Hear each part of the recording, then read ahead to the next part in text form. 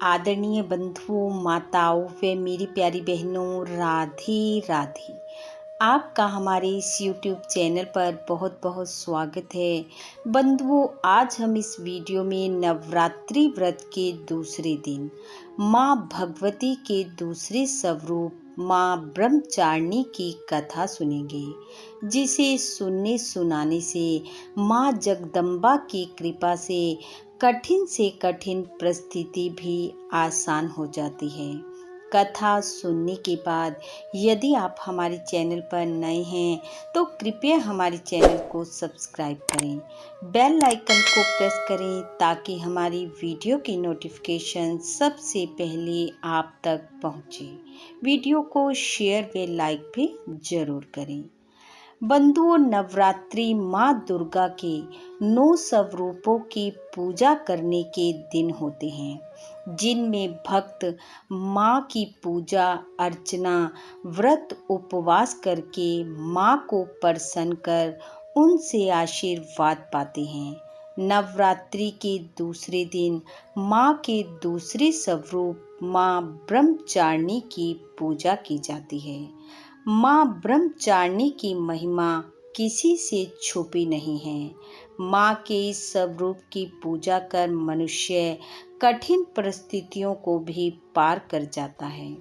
ब्रह्म का अर्थ है तपस्या और चारिणी यानी आचरण करने वाली, इसलिए ब्रह्मचारिणी का अर्थ है तप का आचरण करने वाली।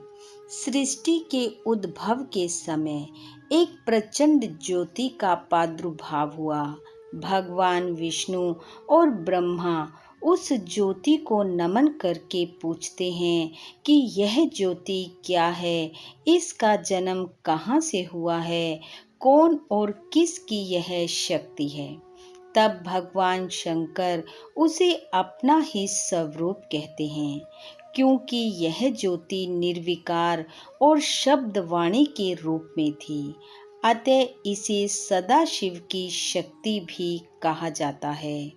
ब्रह्मांड में जो कुछ अवस्थित है वह ब्रह्मचारिणी की ही कृपा से है। कथा के अनुसार दक्ष प्रजापति द्वारा प्राप्त सती शरीर को माँ ने दक्ष द्वारा रचे गए यज्ञ में ही होम कर दिया था और दूसरे जन्म में शैलराज हिमालय के घर पुत्री रूप में अवतरित होकर भगवान शंकर को फिर से पति रूप में पाने के लिए घोर तपस्या की थी।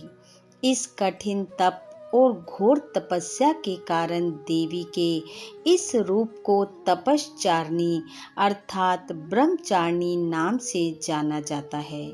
माँ के इस रूप में दाएं हाथ में माला और बाएं हाथ में कमंडल है। पर्वतराज हिमालय के घर पुत्री रूप में आने के बाद एक दिन नारद जी ने पार्वती जी को उपदेश दिया कि यदि आप महादेव को प्रसन्न कर उन्हें पति रूप में पाना चाहती हो तो इसके लिए आपको कठोर तप करना पड़ेगा। नारद जी की बात सुन पार्वती जी तप के लिए निकल पड़ी। न उन्होंने दिन देखा ना रात, ना भूख ना प्यास, बस एक ही लगन कि महादेव को पति रूप में प्राप्त करना है। देवी ने हजारों वर्षों तक घोर तप किया। 1000 वर्ष तक इन्होंने केवल फल फूल खाकर बिताए। 100 वर्षों तक केवल शाक खाकर तपती अग्नि के सामने तप किया।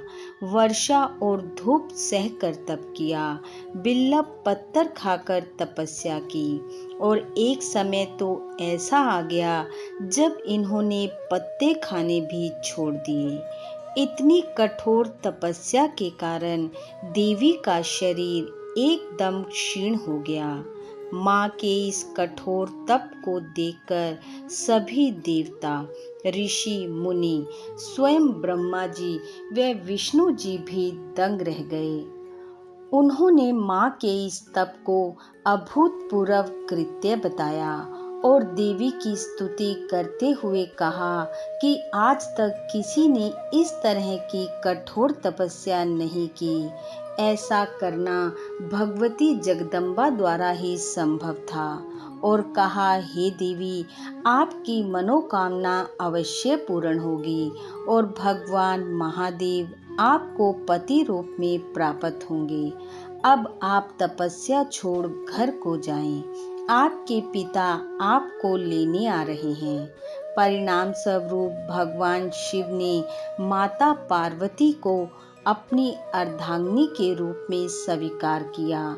माँ के इस स्वरूप की पूजा हमें कठिन समय में आगे बढ़ने की प्रेरणा देती है। भगवती के इस स्वरूप की पूजा कर मनुष्य कठिन से कठिन लक्ष्य को प्राप्त कर माँ से आशीर्वाद पाता है। माँ के ब्रह्मचारिणी रूप की पूजा भक्तों को अनंत फल प्रदान करने वाली है। देवी के इस रूप की पूजा मनुष्य में तप, त्याग, वैराग्य, संयम और सदाचार की वृद्धि करती है। संघर्षपूर्ण समय में भी मनुष्य का मन विचलित नहीं होता। मानव के जीवन में तरह तरह के उतार चढ़ाव आते हैं। कई बार संघर्ष लंबा भी हो जाता है। ऐसी स्थिति में माँ दुर्गा के स्वरूप देवी ब्रह्मचारिणी का ध्यान करके मनुष्य सांसारिक कलह कलेशों से छुटकारा पा सकता है। अतः बंधुओं, माँ भगवती के दूसरे नवरात्रि में माँ के दूसरे स्वरूप माँ ब्रह्मचारिणी की पूजा कर उन्हें कमल का फूल चढ़ाएं, शक्कर का भोग लगाएं, वे कथा का श्रवण कर माँ का आशीर्वाद पाएं। माँ के ये नवरात्रे आप व आपके परिवार के लिए अति शुभ व मंगलकारी हों। देवी की कृपा सदैव आप पर बनी रहे। इन्हीं शुभकामनाओं के साथ आप सबका बहुत बहुत धन्यवाद। राधे राधे।